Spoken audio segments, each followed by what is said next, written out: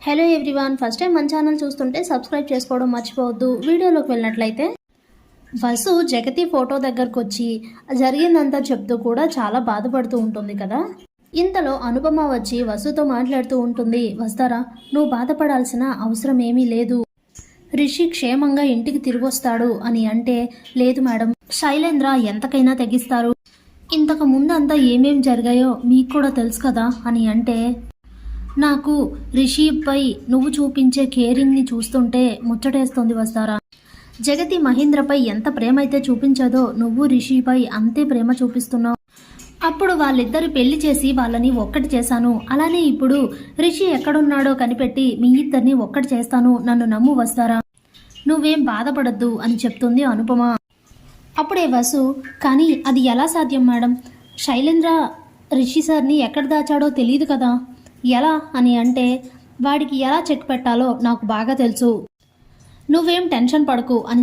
ఇంతకీ మహేంద్ర ఎక్కడ వస్తారా, కనిపించట్లేదు అని అంటే, ఏమో మేడం తెలీదు అని అంటుంది వసు. వెంటనే మహేంద్రకి కాల్ చేస్తుంది అను. మహేంద్ర ఎక్కడున్నావు అని మాట్లాడుతూ ఉంటే, నేను బయటకు వచ్చాను అనుపమ అని అంటాడు మహేంద్ర. ఆగు మహేంద్ర, నువ్వు తొందరపడి ఎలాంటి నిర్ణయాలు తీసుకోవద్దు, ముందు నువ్వెక్కడున్నావో చెప్పు, నేను కూడా వస్తాను అని అంటే, ఎందుకు అనుపమ అని అడుగుతాడు మహేంద్ర. మనిద్దరం ఓ చోటుకు వెళ్ళాలి మహేంద్ర, కొంచెం పనుంది అని అంటే, నువ్వు ఒక్కదాన్ని వెళ్ళొచ్చు కదా అని అడుగుతాడు మహేంద్ర. లేదు లేదు మహేంద్ర, నువ్వు ఖచ్చితంగా నాతో ఇప్పుడు ఉండాలి అని అంటే, సరే ఓ చోట కలుద్దాం అని చెప్పి లైవ్ లొకేషన్ పంపించేస్తాడు మహేంద్ర. అప్పుడే అనుపమ మహేంద్ర దగ్గరకు వచ్చి, వెళ్దాం పద మహేంద్ర అని అంటే, ఎక్కడికి అనుపమ అని అడుగుతాడు మహేంద్ర. చెప్తాను కదా, ముందు నువ్వు రా అని చెప్పి ఇద్దరు కలిసి బయలుదేరతారు. ఇంతలో మహేంద్ర, ఒక్కసారి ధరణికి కాల్ చేయి అని అంటే, ధరణిక తనకెందుకు అని అంటే, ముందు నువ్వు కాల్ చేయి మహేంద్ర అని అంటుంది అనుపమ. అప్పుడే కాల్ చేసి స్పీకర్ పెట్టగానే, చెప్పండి చిన్నమావయ్య అంటూ ధరణి కాల్ ఆన్సర్ చేస్తుంది. అప్పుడే అనుపమ, ధరణి, ఉదయం శైలేంద్ర దగ్గరకు వచ్చి మాట్లాడిన రౌడీలని నువ్వు చూస్తే గుర్తుపట్టగలవా అని అంటే, గుర్తుపడతాను మేడం, ఖచ్చితంగా గుర్తుపడతాను అని అంటుంది ధరణి. సరే అమ్మా అని చెప్పి కాల్ కట్ చేస్తుంది అనుపమ. అప్పుడే మహేంద్ర, ఏంటను వాళ్ళని ఎలా పట్టుకుంటాం, వాళ్ళెవరో మనకు తెలియదు కదా అని అంటే, పట్టు. ఇంతలో పోలీస్ స్టేషన్ రాగానే, ముందు దిగు మహేంద్ర అని అంటుంది అను. ఇక ఇద్దరు కూడా ముకుల్ని కలవడానికి లోపలికైతే వస్తారు. అప్పుడే ముకుల్, ఏంటి మేడం ఇమీడియట్గా కలవాలన్నారు అని అంటే, అవును ముకుల్, ఇంతకీ నేను అడిగిన లిస్ట్ దొరికిందా అని అంటే, దొరికింది మేడం, సిటీలో ఉన్న రౌడీ షీటర్ల మొత్తం లిస్ట్ ఇదిగోండి, వాళ్ళ ఫొటోస్తో సహా పూర్తి డీటెయిల్స్ ఇక్కడ ఉన్నాయి, ఇప్పుడు ఇవెందుకు మేడం అని అంటే, చెప్తాను ముకుల్ అంటూ ధరణికి వీడియో కాల్ చేసి ఆ రౌడీల ఫొటోస్ని ధరణికి చూపిస్తూ ఉంటుంది అనుపమ. ఇందులో ఏ ఒక్కడు దొరికినా కానీ మనకి రిషి దొరికినట్టే మహేంద్ర అని అంటుంది అనుపమ. ఇంతలో ఆ ఫొటోస్ చూసిన ధరణి ఆ రౌడీలు ఇద్దరిని గుర్తుపడుతుంది.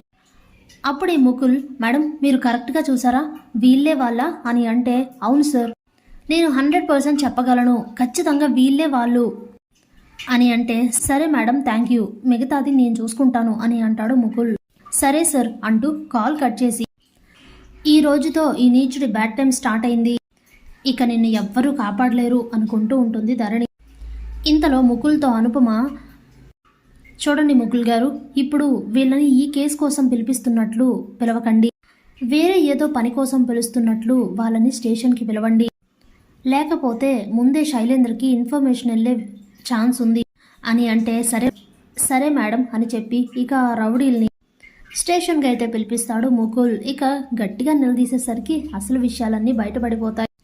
కానీ శైలేంద్రకు మాత్రం ఇదేం తెలియక, వసుధార త్వరలోనే నాకు ఎండి పదవి ఇచ్చేస్తుంది అనే ఆనందంలో ఉవ్విళ్ళూరుతూ ఉంటాడు శైలేంద్ర. ఇక ఆ రౌడీల్ని అరెస్ట్ చేసి రిషి ఉన్న ప్లేస్కి వెళ్ళి రిషిని ఇంటికి తీసుకొని వస్తారు మహేంద్ర అనుపమ ఇద్దరు. రిషిని చూసిన వస్తారా చాలా హ్యాపీగా ఫీల్ అవుతుంది. రిషి సార్ మీరు వచ్చేసారా అంటూ వెళ్ళి హత్తుకొని చాలా ఏడుస్తూ ఉంటుంది వసు. అప్పుడే వస్తారా చాలా హ్యాపీగా ఫీల్ అవుతూ, అమ్మయ్య రిషి సార్ వచ్చేసారు, ఇక ఆ దుర్మార్గుడికి ఎండి పదవి ఇవ్వాల్సిన అవసరమే లేదు అనుకొని ఉండు నీ సంగతి చెప్తా అని ఆలోచిస్తూ వెంటనే ఓ షెల్ఫీ రిషితో తీసుకొని అది శైలేంద్రకు పంపిస్తుంది వస్తారా. అప్పుడే వసు మెసేజ్ చేయడం చూసిన శైలేంద్ర, అబ్బా ఎండి పదవి ఇచ్చేస్తానని నోటితో చెప్పలేక మెసేజ్ చేసావా అనుకుంటూ చాట్ ఓపెన్ చేసి చూసి రిషి వసుల ఫోటో చూసి మైండ్ బ్లాక్ అయిపోతుంది శైలేంద్రకి. ఇదేలా అనుకుంటూ ఆ రౌడీలకు కాల్ చేస్తే ఫోన్స్ అయితే స్విచ్ ఆఫ్ వస్తాయి. చా, ఇంత కష్టపడి చేసిన నా ప్లాన్ ఫెయిల్ అయిందే అనుకుంటూ మైండ్ దెమ్మ తిరిగిపోతూ ఉంటుంది శైలేంద్రకి. Thanks for watching.